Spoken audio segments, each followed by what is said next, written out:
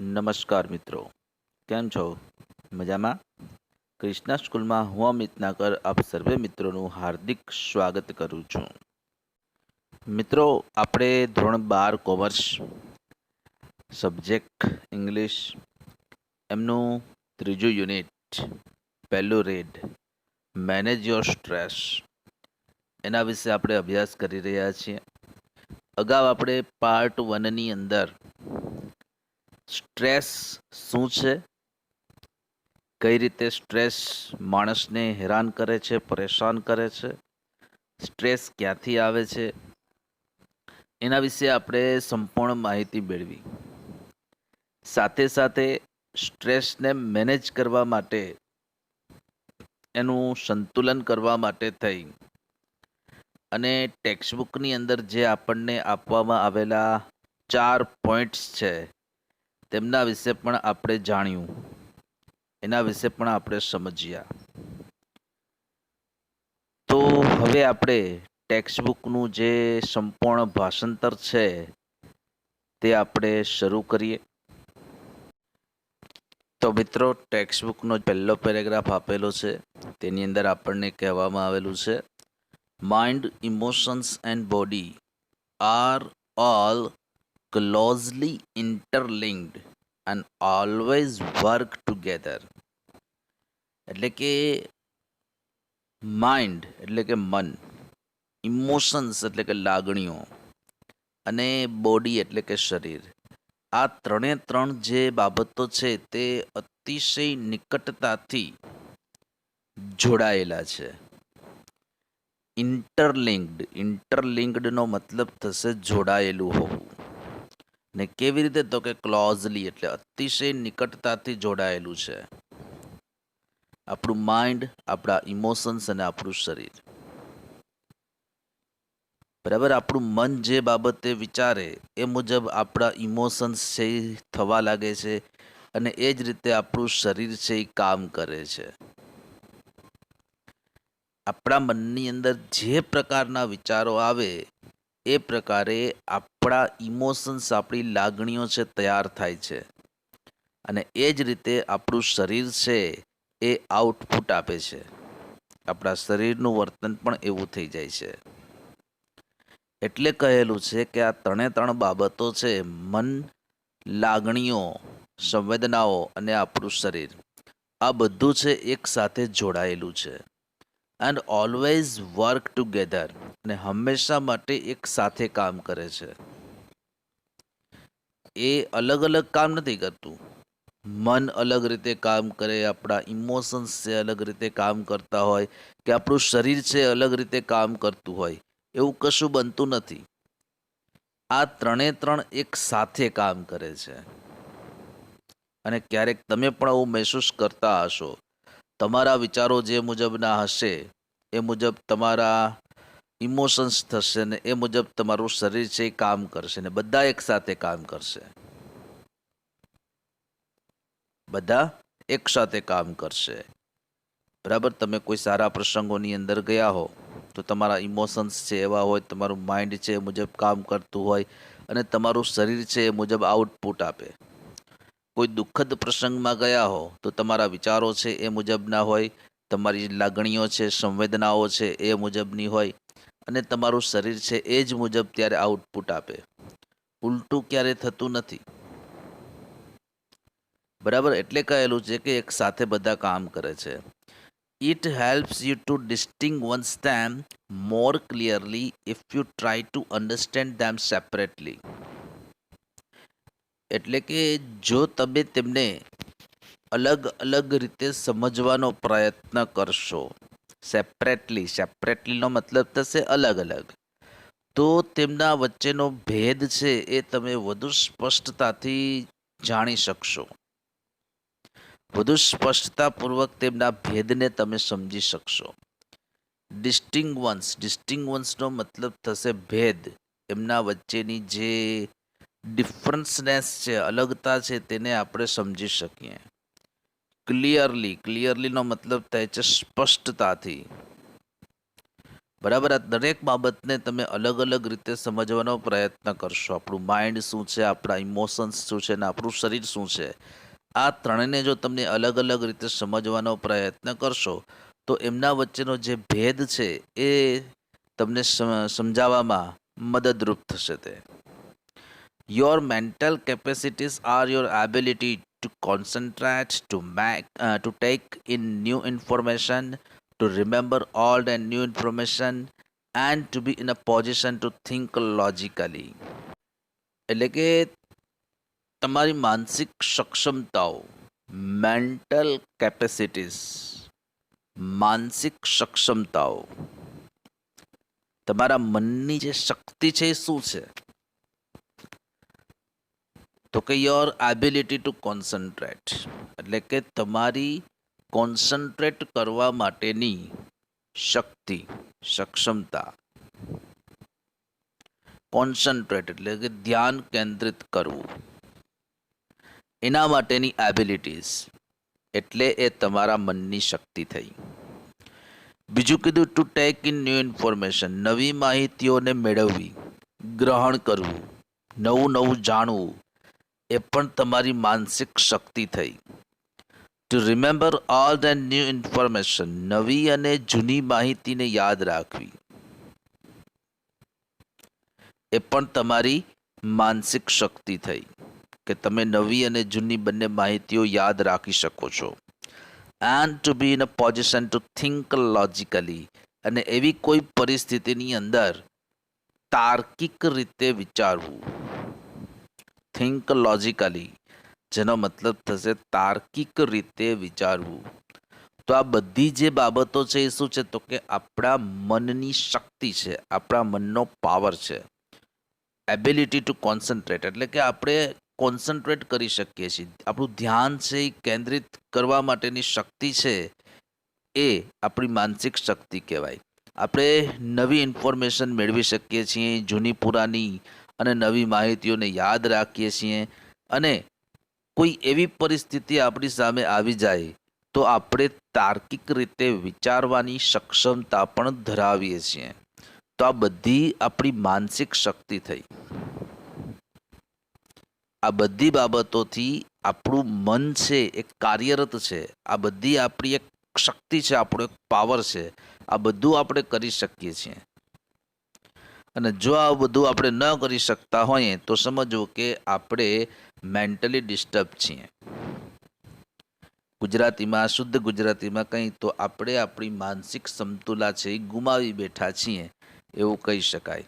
કારણ કે આ બધું આપણે કરી શકીએ છીએ.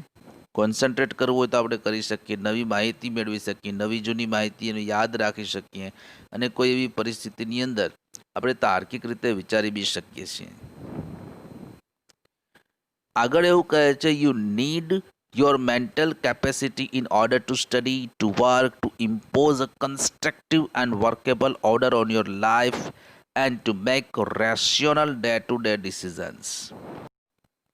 એટલે કે અહીં આપણને એમ કહે છે કે તમારી જે મેન્ટલ કેપેસિટી છે, એટલે કે માનસિક શક્તિ છે, એની જરૂરિયાત તમને પડે છે.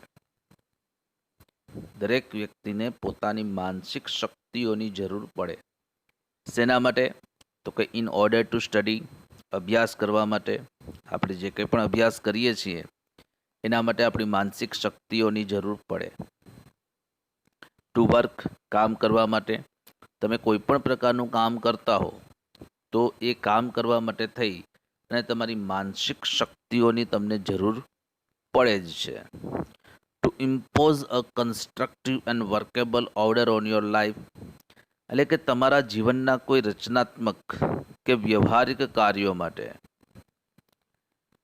તમારા જીવનનું કોઈ રચનાત્મક કાર્ય છે એને પાર પાડવું છે, કોઈ વ્યવહારિક કાર્ય છે એને ઉકેલવું છે, એને પાર પાડવું છે, તો એના માટે પણ તમારે માનસિક શક્તિઓની જરૂર પડે. અને to make rational day to day decisions, એટલે કે રોજબરોજના જે કંઈ પણ વ્યાજબી એવા નિર્ણયો લેવા માટે. આપણે આપણા રોજિંદા જીવનની અંદર દરરોજે દરરોજ ઘણા બધા પ્રકારના નિર્ણયો છે આપણા દ્વારા લેવામાં આવતા હોય. તો આપણે નિર્ણય ક્યારે લઈ શકીએ? જો આપણી માનસિક શક્તિ છે એ સારી રીતે કામ કરતી હોય તો આ બધા માટે થઈને આપણા મનની શક્તિ છે, આપણી માનસિક શક્તિ છે, એની આપણે જરૂર પડે છે, આપણે એનો ઉપયોગ છે કરીએ છીએ. આ બધી બાબતો માટે આપણી મેન્ટલ કેપેસિટી છે એની આપણને જરૂર પડે. અભ્યાસ કરવા માટે, કામ કરવા માટે, કોઈ રચનાત્મક કે વ્યવહારિક કાર્ય છે આપણા જીવનનું પાર પાડવા માટે અને રોજબરોજના જીવનની અંદર કોઈ વ્યાજબી એવા નિર્ણયો લેવા માટે. આગળ કહે છે ફોર એક્ઝામ્પલ, એટલે કે ઉદાહરણ તરીકે, if you had the choice of walking to work or taking the car, the fact that it was raining hard and you had a cold could lead you to the decision that it was better to take the car. એક આપણને example આપેલું છે. જો તમારી પાસે પસંદગી હોય, choice હોય, walking to work or taking the car, કામ પર જવા માટે તમે વોકિંગ કરીને જઈ શકો છો, એટલે કે ચાલીને જઈ શકો છો, અને કાર લઈને પણ જઈ શકો છો. એટલે કે તમારું જે વર્કિંગ પ્લેસ છે, જ્યાં તમે કામ કરો છો, એ તમારા ઘરથી ખૂબ જ નજીકમાં છે, વોકિંગ ડિસ્ટન્સ જ છે. તો ત્યાં તમે ચાલીને પણ જઈ શકો અને કાર લઈને પણ જઈ શકો છો. કોઈ પણ રીતે તમે જઈ શકો. બે ચોઈસ તમારી પાસે છે જ. પણ the fact that it was raining hard, પરંતુ હકીકત એ છે કે વરસાદ છે ભયંકર વરસી રહ્યો છે. And you had A cold, અને તમને શરદી છે. પરિસ્થિતિ શું છે? તો કે વરસાદ ભયંકર વરસી રહ્યો છે, ખૂબ જ જોરથી વરસાદ છે વરસી રહ્યો છે, અને તમને શરદી છે. તો આવી પરિસ્થિતિમાં શું થશે? કે could lead you to the decision that it was better to take the car. તો એ તમને એક એવા નિર્ણય ઉપર લાવી દેશે કે તમારા માટે વધુ સારું એ રહેશે કે તમે કાર લઈને જાઓ. આને કહેવામાં આવે છે rational day to day decision. રોજબરોજના જીવનમાં લેવામાં આવતા વ્યાજબી નિર્ણયો. બરાબર, ચાલીને જઈ શકાય છે, કોઈ પ્રોબ્લેમ નથી. પણ પરિસ્થિતિ શું છે? તો કે અતિશય વરસાદ આવે છે, ભયંકર એવો વરસાદ છે વરસી રહ્યો છે, અને શરદી છે. તો એ બેટર આપણા માટે શું છે? તો કે કાર લઈને જવું. That would be a rational decision based on the current circumstances. તે શું છે? તો કે તે વર્તમાન સંજોગો પર આધારિત એક વ્યાજબી નિર્ણય હોત. રેશનલ ડિસિઝન એટલે કે વ્યાજબી નિર્ણય, અને બેસ્ડ ઓન ધ કરંટ સર્કમસ્ટેન્સીસ એટલે કે વર્તમાન સંજોગોને આધારે. કરંટ એટલે કે વર્તમાન, અને સર્કમસ્ટેન્સીસનો મતલબ થશે સંજોગો. બરાબર છે? તો આ રીતે પેલા પેરેગ્રાફની અંદર આપણા મનની જે કંઈ પણ શક્તિ છે, આપણી માનસિક શક્તિ છે, તેના વિશે આપણને જણાવવામાં આવ્યું. હવે આગળ બીજો પેરેગ્રાફ, એની અંદર શું કહેવા માંગે છે તો એ આપણે જોઈએ. હવે બીજા પેરેગ્રાફમાં આપણને કહેવામાં આવેલું છે, the mind is the rational logical part of you that helps you to make unemotional choices, to store and retrieve information, and to order and calculate. એટલે કે તમારું જે માઇન્ડ છે, તમારું જે મન છે, તે શું છે? તો કે તમારા પોતાની અંદર રહેલો જ, તમારા પોતાનો જ એક વ્યાજબી અને તર્કસંગત એવો ભાગ છે. રેશિયોનલનો મતલબ થશે વ્યાજબી, અને લોજિકલનો મતલબ થશે તર્કસંગત, એટલે કે તર્ક કરી શકે એવું. તમારું મન છે શું છે? તો કે તમારી પોતાની અંદર રહેલો જ એ એક વ્યાજબી અને તર્કસંગત એવો ભાગ છે. That have to make unemotional choice, કે જે આપણને ભાવના મુક્ત એટલે કે લાગણી મુક્ત એવા નિર્ણયો લેવામાં મદદરૂપ થાય. અનઇમોશનલ ચોઇસીસ એટલે કે લાગણી મુક્ત નિર્ણયો. કોઈ લાગણી કે કોઈ ભાવનાઓના વશમાં આવી અને આપણે કોઈ ખોટો નિર્ણય ન લઈ શકીએ, કોઈ ખોટો નિર્ણય આપણાથી ન લેવાઈ જાય, એના માટે થઈ અને આપણું મન છે એ આપણને મદદરૂપ થાય છે, જે આપણું વ્યાજબી અને તર્કસંગત એવો ભાગ છે. બીજું કીધું to store and retrieve information એટલે કે જે માહિતી છે એને સ્ટોર કરી શકે, એનો સંગ્રહ કરી શકે, અને રિટ્રાઈવ એટલે કે પુનઃ પ્રાપ્ત કરી આપે. જ્યારે આપણે જરૂર પડે ત્યારે એ આપણને મેળવી આપે. And two order and calculate અને તેને યોગ્ય ક્રમમાં ગોઠવવું અને તેની ગણતરી કરવી. આ બધું કરવા માટે થઈ અને એ આપણને મદદરૂપ થાય છે આપણું માઇન્ડ.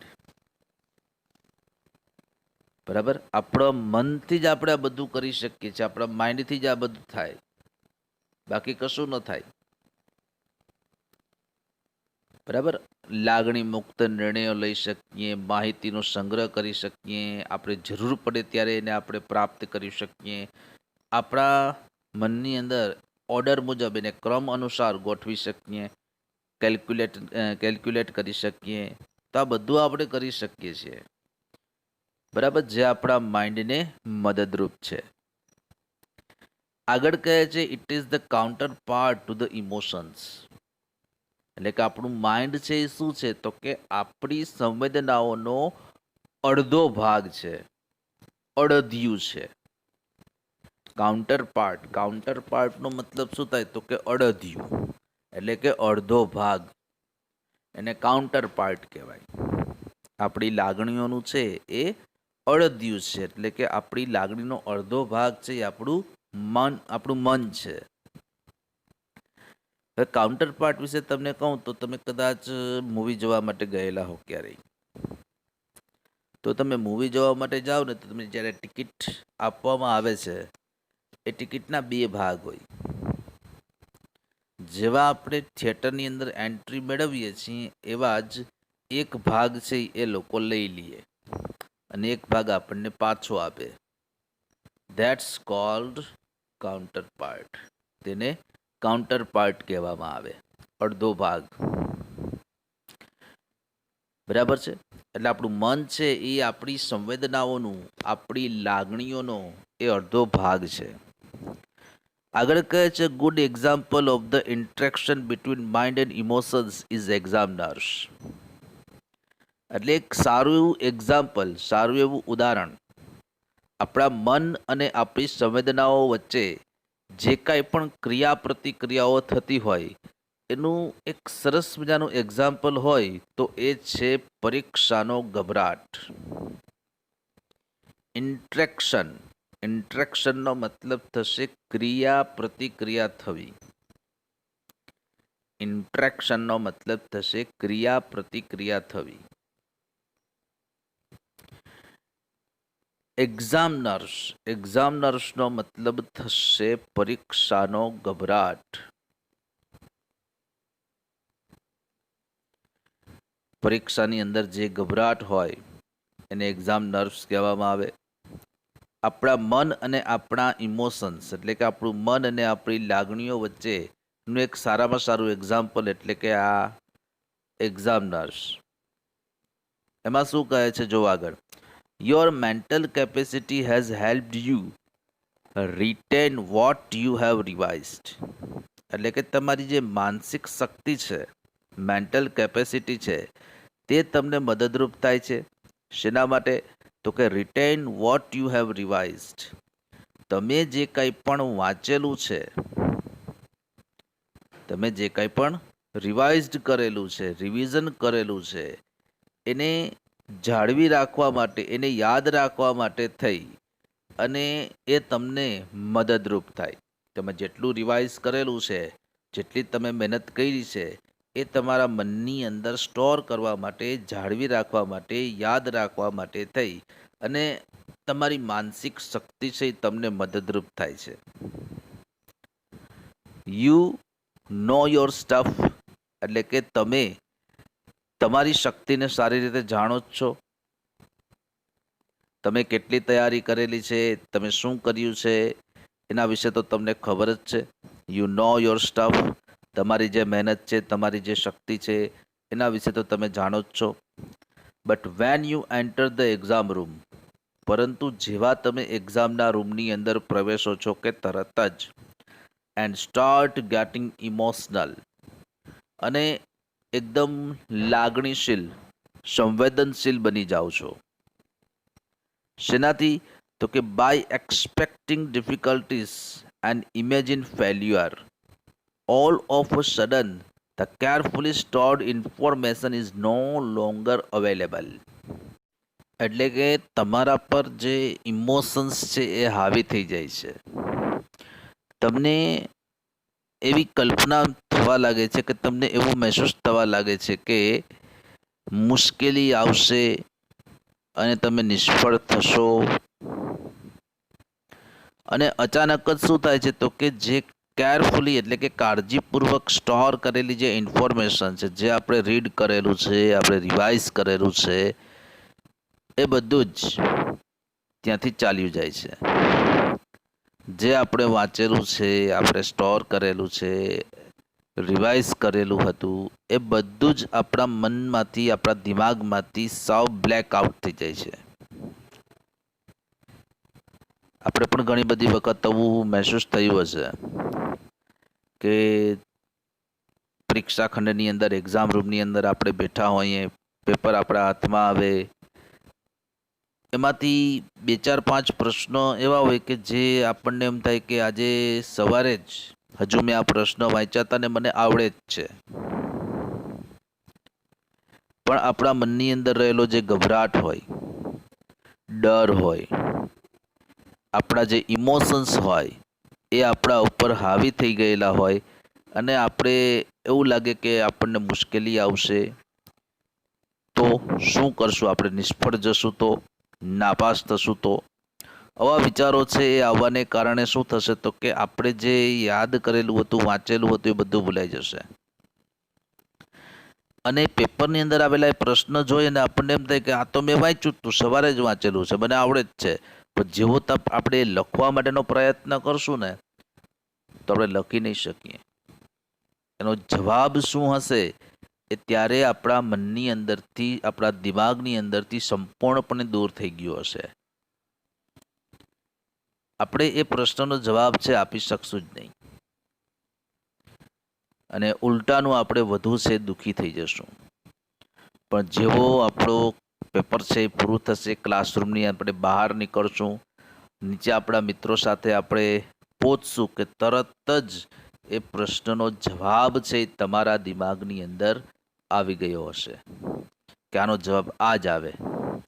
પણ જ્યારે જરૂર હતી ત્યારે પ્રશ્નનો જવાબ છે તમને આવડી શક્યો નહીં. શા માટે?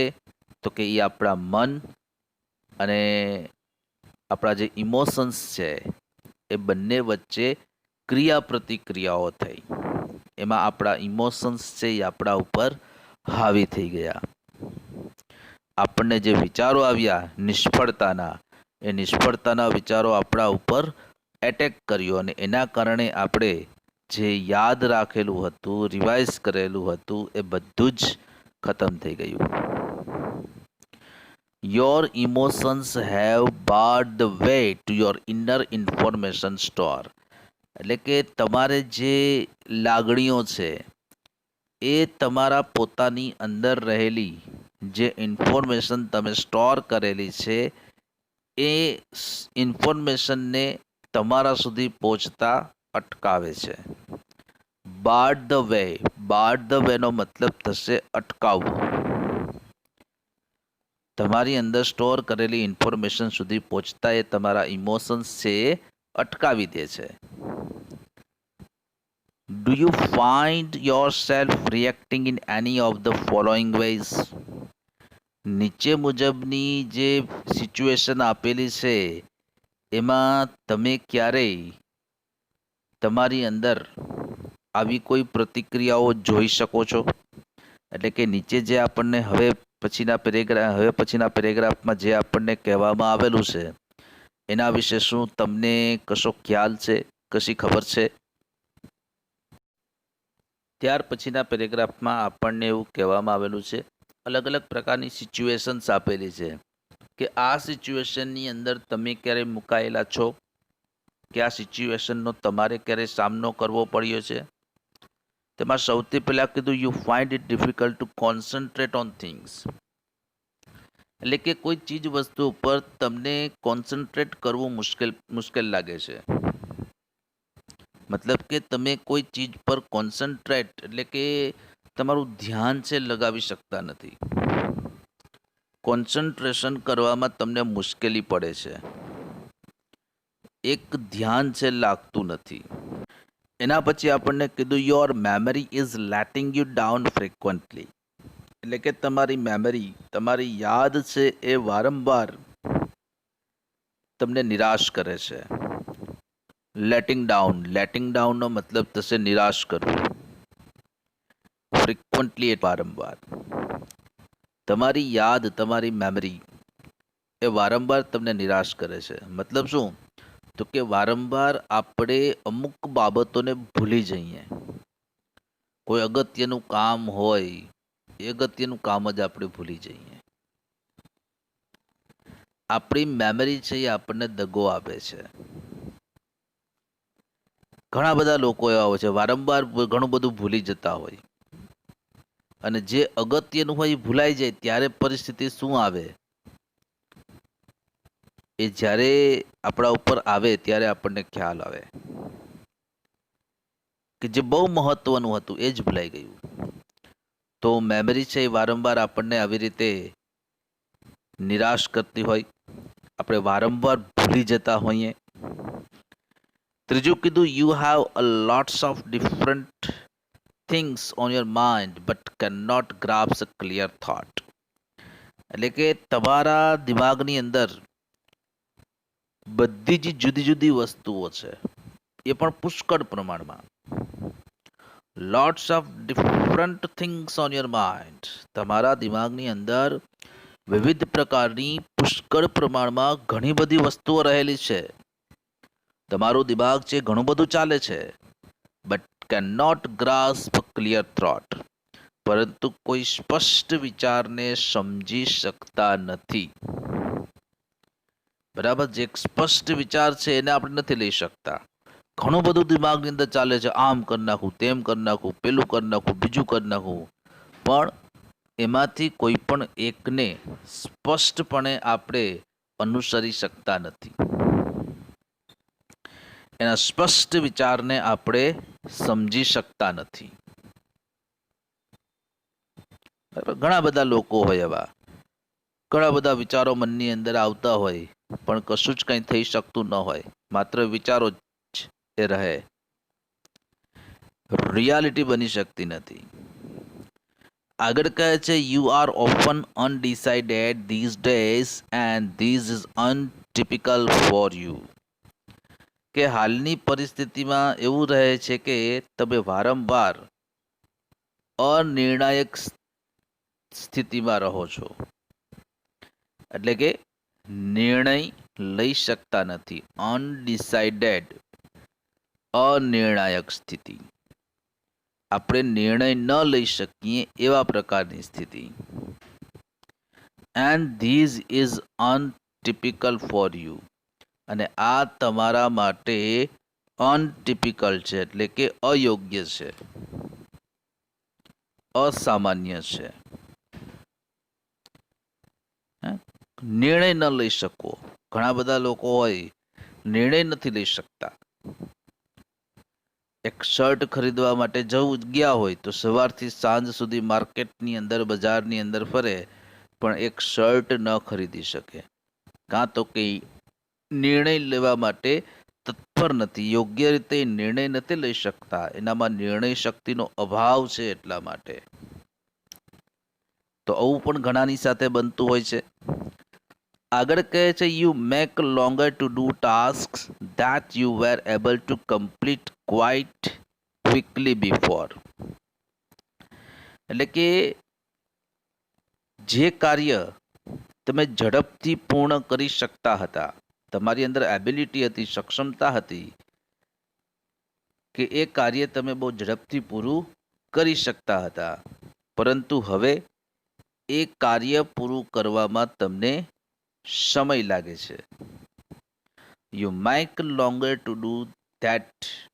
તમે તે કાર્ય સમયસર પૂરું કરી શકતા નથી. એ કાર્ય પૂરું કરવામાં તમને સમય લાગે છે. પહેલાં ઝડપથી થઈ જતું હતું, પણ હવે એ કાર્ય છે ઝડપથી થઈ શકતું નથી. અને આગળ કહે છે, you starts lots of things but don't finish any. કે તમે ઘણા બધા કાર્યો છે શરૂ કરો છો, પણ કોઈ પણ કાર્યને તમે પૂરું કરી શકતા નથી.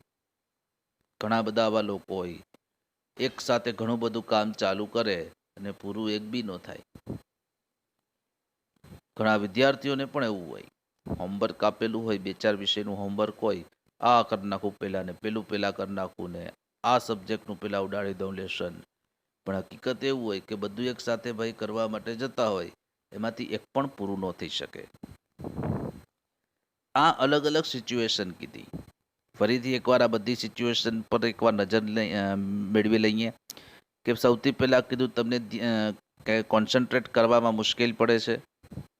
બીજું કીધું તમારી યાદ શક્તિ છે એ વારંવાર તમને હેરાન કરે છે, એટલે કે વારંવાર તમે બધું ભૂલી જાઓ છો.